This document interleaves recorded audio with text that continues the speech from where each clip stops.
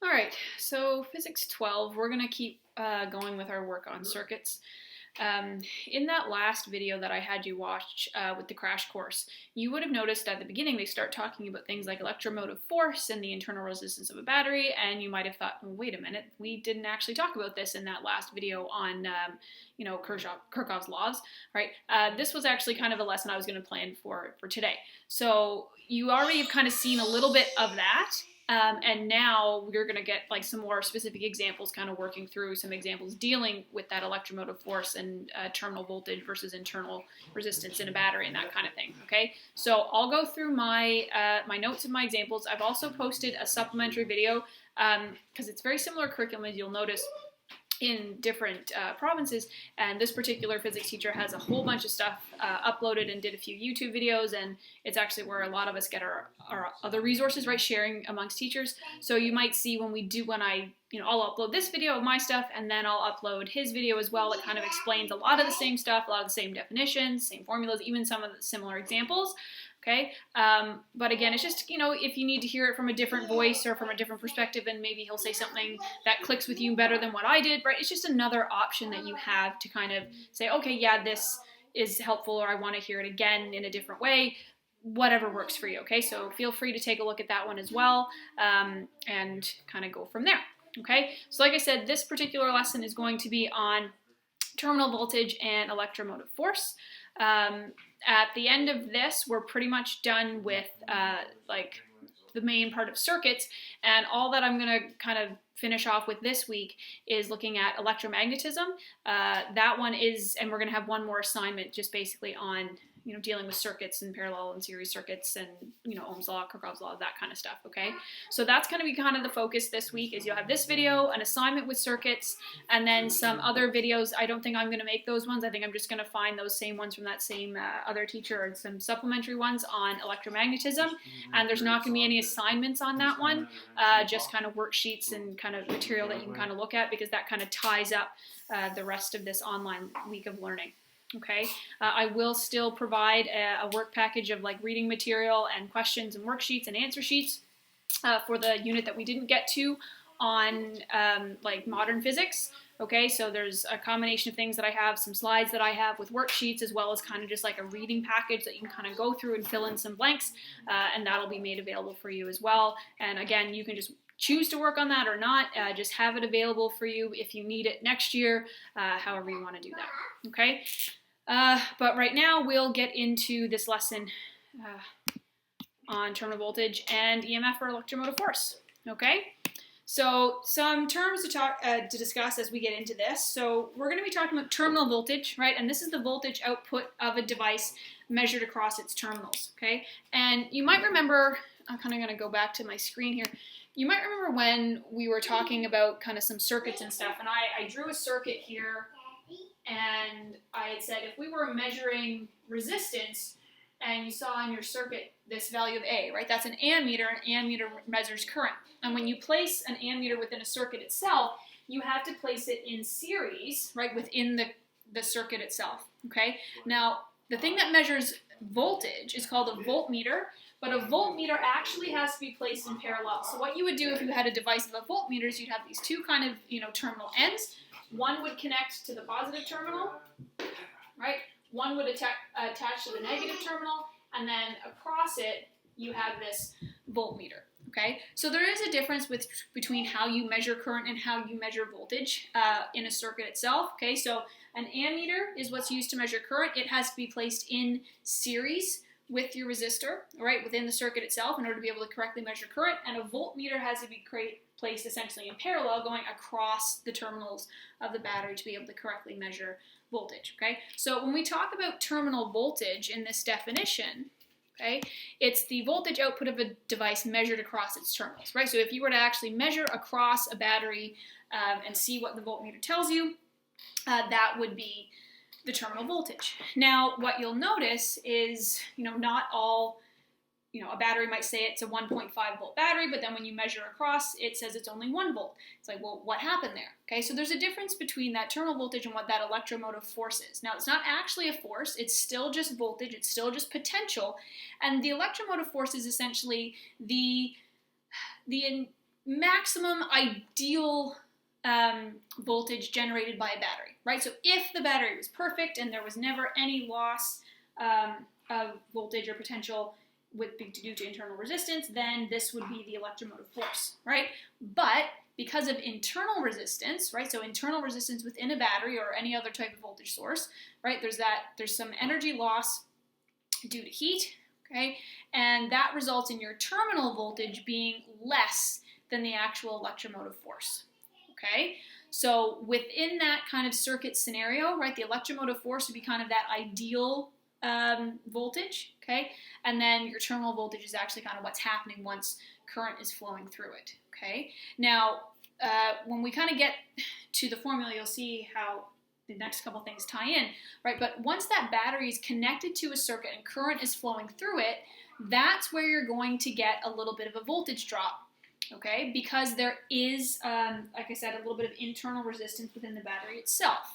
Okay, so you'll see that the potential difference, like the voltage, right, the terminal voltage is always less than the electromotive force, right? So again, this value here is going to be less than this when the circuit is turned on and there's current actually passing through, right? Because that internal resistance is only going to be a factor if there's actually current flowing through the battery, okay?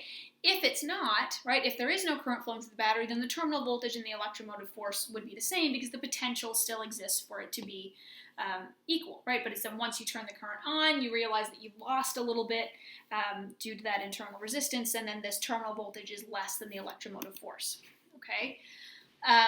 So that's just kind of that connection there, okay? So based on the internal voltage drop, the terminal voltage is always less than the electromotive force in a battery, okay, when the switch is turned on, right, when current is flowing through it. So your formula here is that your terminal voltage is equal to the electromotive force minus the internal voltage within the battery itself, okay?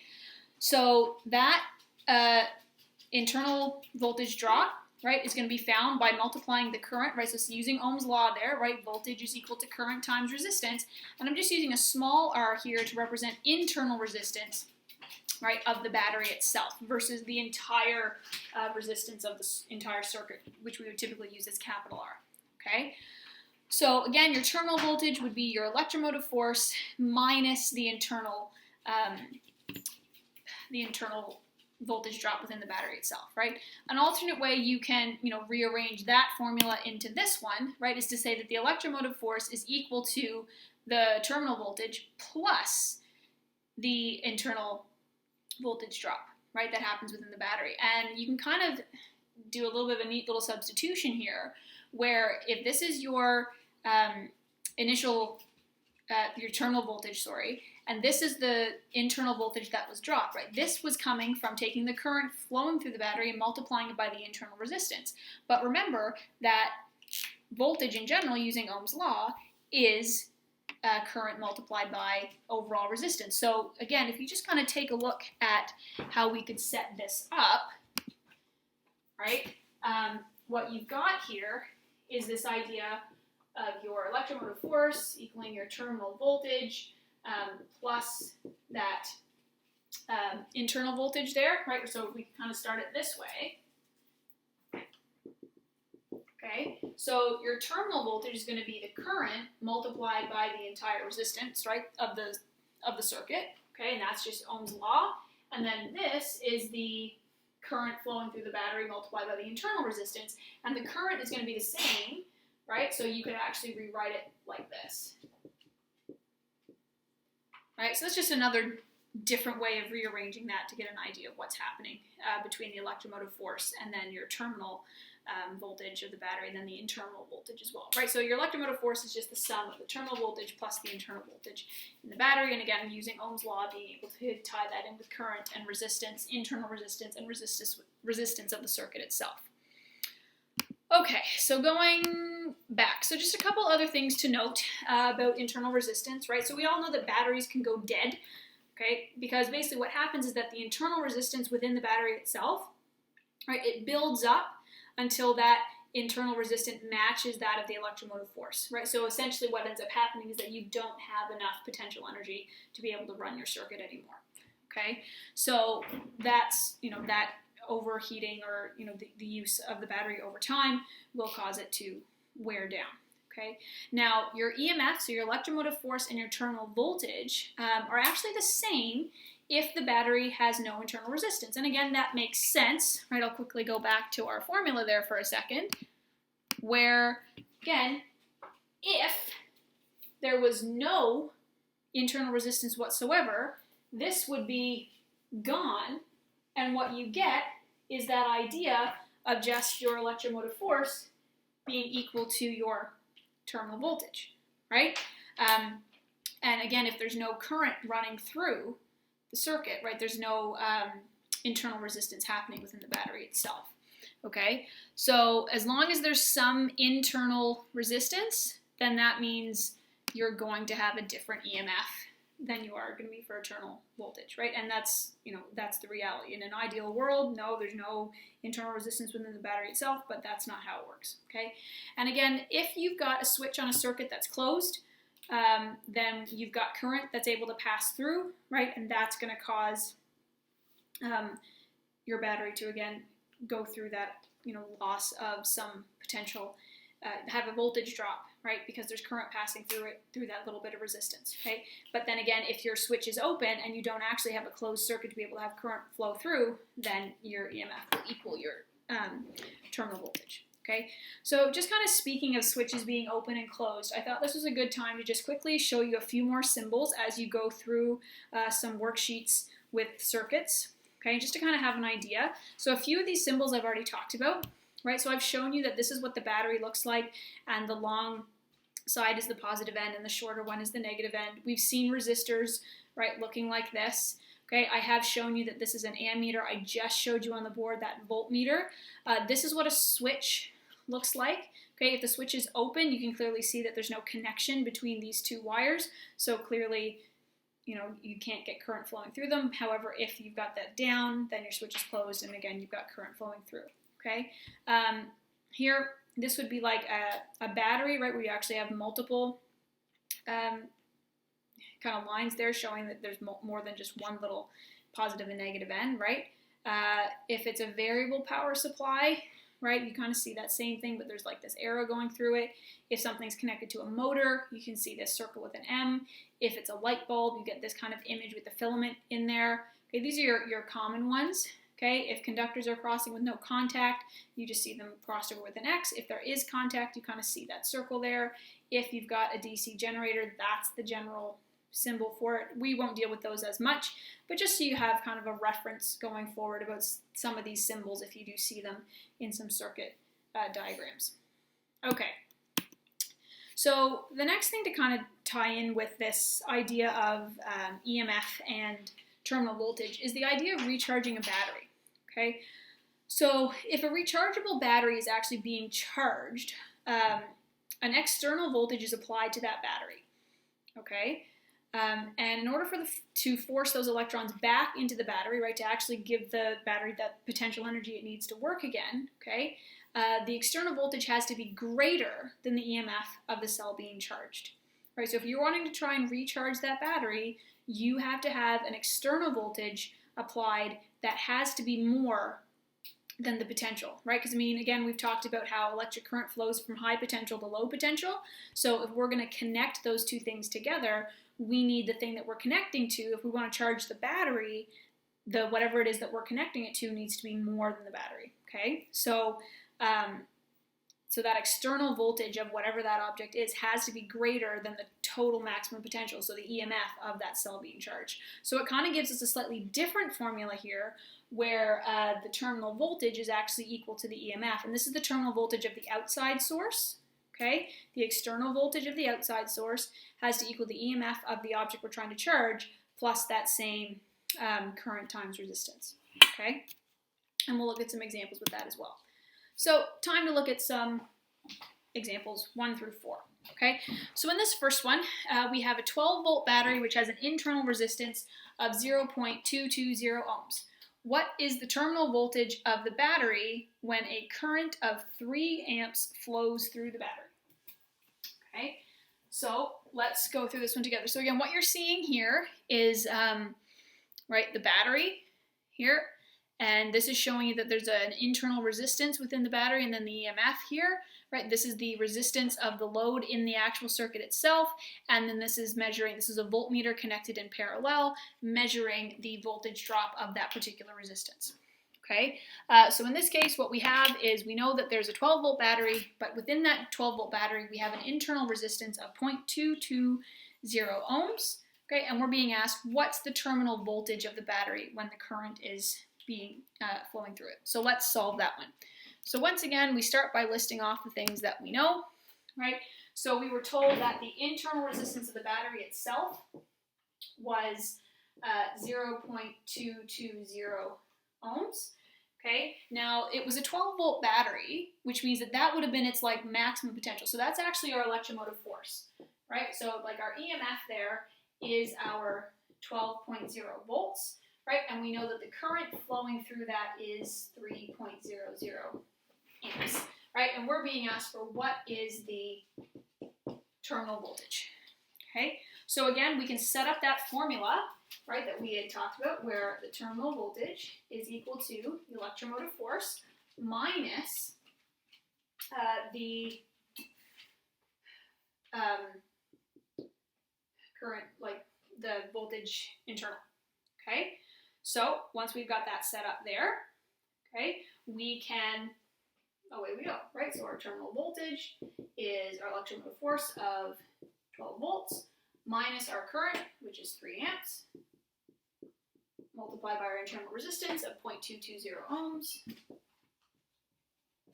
Okay, so that ends up giving us a value. When we do all that math, we get a value of 11.34 volts, but I think we only get 3 sig figs, so it would have to be 11.3.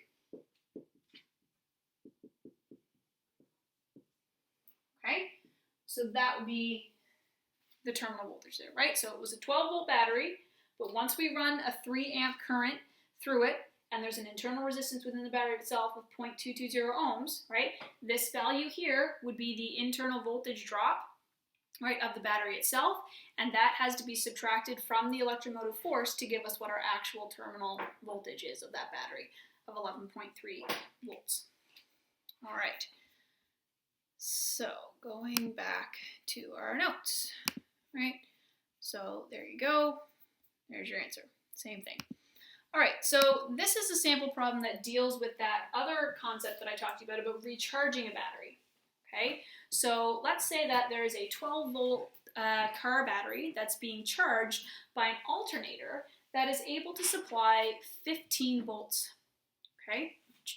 And if the internal resistance of the battery is 1.3 ohms, what is the actual current flowing through the battery?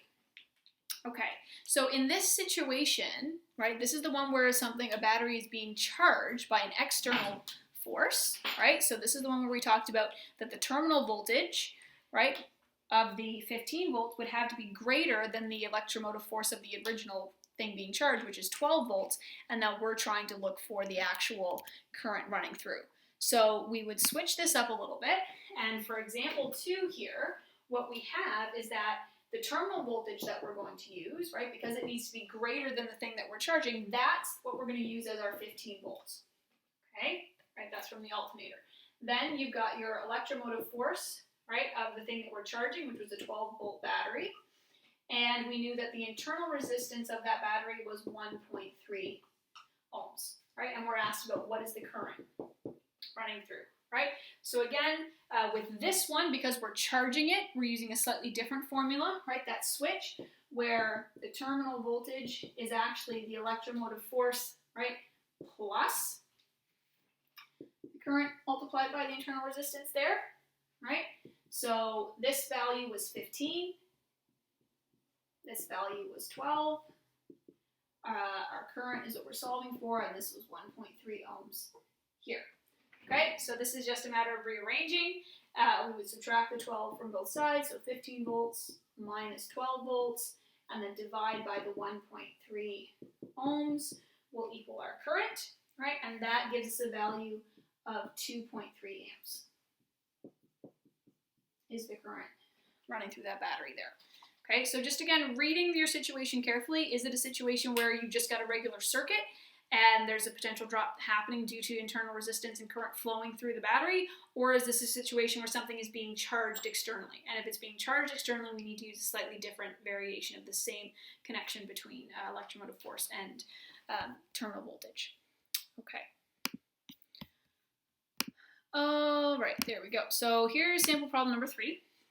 Okay, so this is one that I actually got from your textbook that I liked, so I added it to this set of notes. So in this one, you have a battery with an electromotive force, or an EMF, of 9 volts that has an internal resistance of 0.0500 ohms.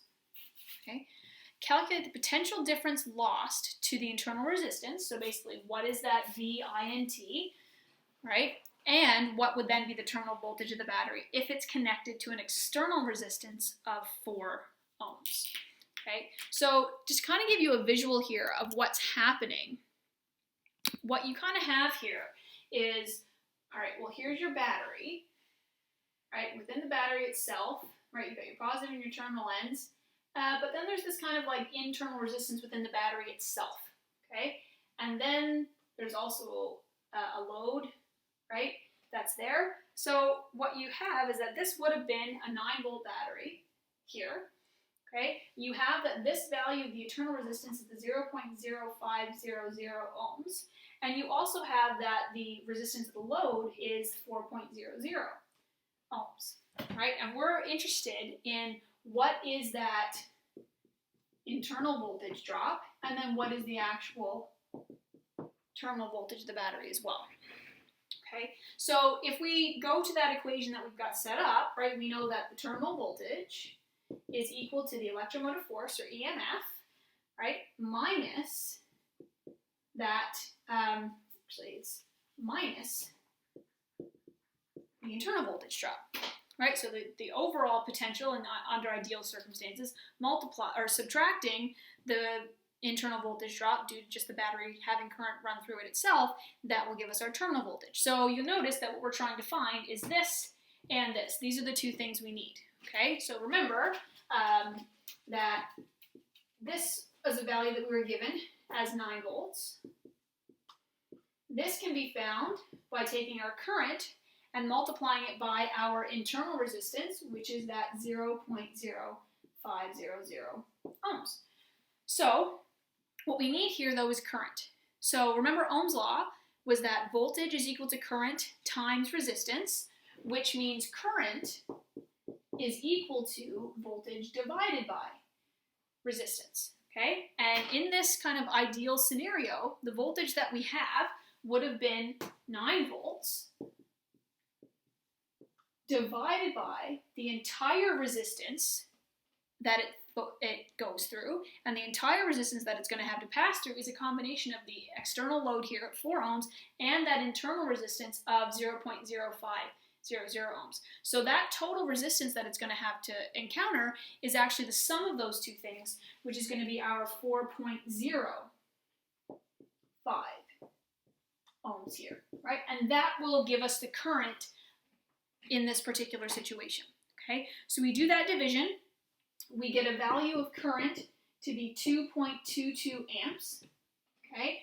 That can get substituted in here.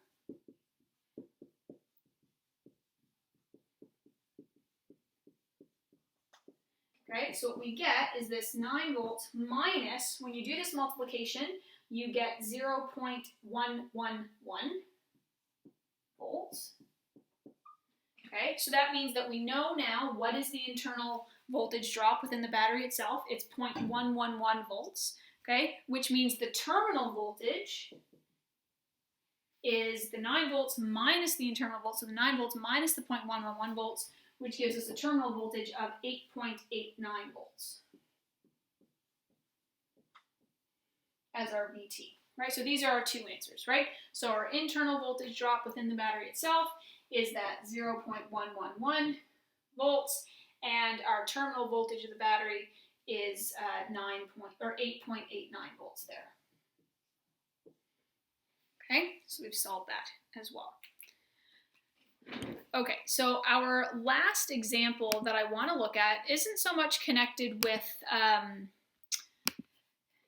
calculations, but just kind of going back to looking at circuits and the role that, current, voltage, and resistance and how things are set up, whether it's in series or whether it's in parallel, and how that can affect some direct things. So if we take a look at this particular circuit, right, we see our source here, right, of our battery. We see these are all symbols for light bulbs, right? So we've got 4 different light bulbs set up. So R1, right, so the resistance of 1 is set up in parallel to 4 as well as in 2, 3, but 2, 3 are set up in series with each other, okay?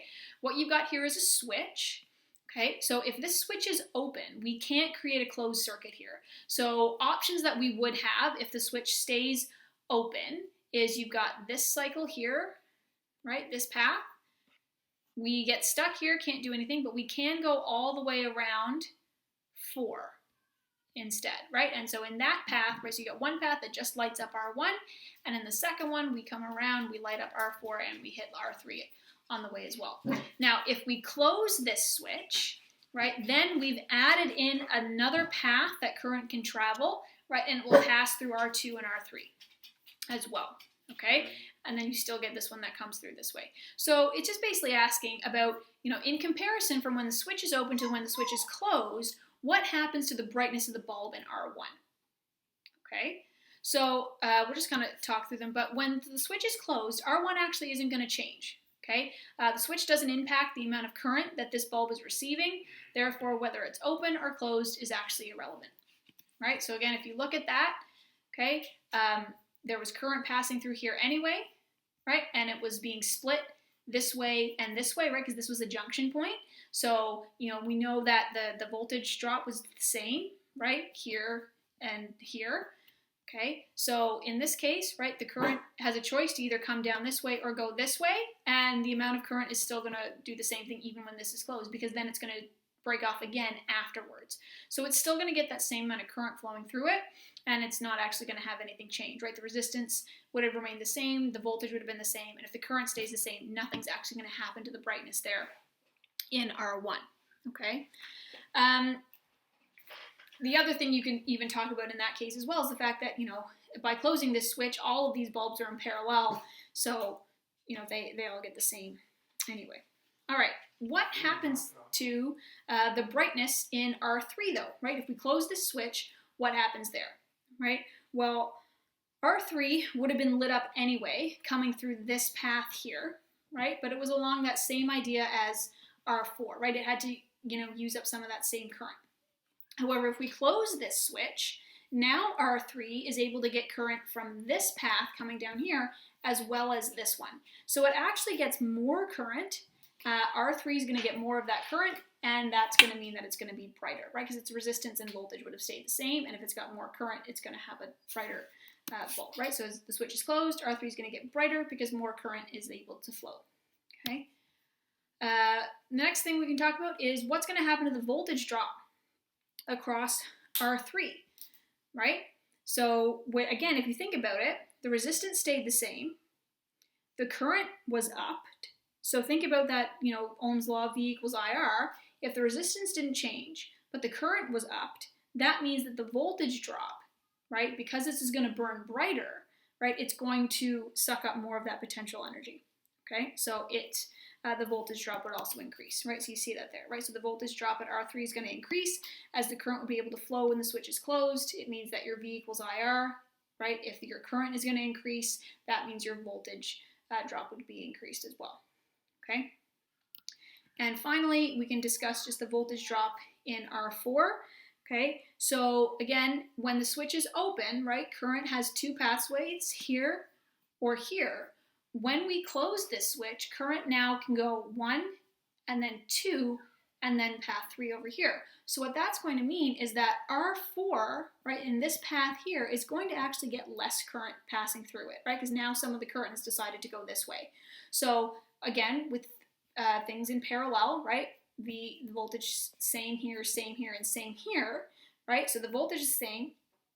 The resistance would have been the same, right? But now the current is less, which means the overall voltage drop that's going to happen going across this light bulb will end up being less, okay? Because now there's less current passing through this particular pathway. All right, So that's kind of just that added little discussion about, you know, how this all kind of ties in together with circuits. There's some practice problems for you to look at here. Like I said, the next thing I'll be posting is just a circuits assignment for you to take a look at over the next couple of days. And near the end of the week, what you'll be getting is some more videos just to kind of, you know, give you as material to watch and just learn at this point about the stuff that we haven't been able to get to in our online learning process. Okay, so that's it. Like I said, this is likely going to be my last video that I make for you, because now what I'm going to give you is that kind of assignment on circuits, and then provide you just with material, other videos that other people have made on electromagnetism, some right-hand rules when it comes to, you know, looking at the direction of current given certain situations. But I'll still provide you with some worksheets and some solutions to kind of, if you want to take a look at that in practice, by all means, but with the kind of drawing to the end of this online learning scenario, that's going to be kind of this last circuits will be the last thing that I formally take in and mark and can help boost your grade for this final Physics 12 mark. Okay, so that's it.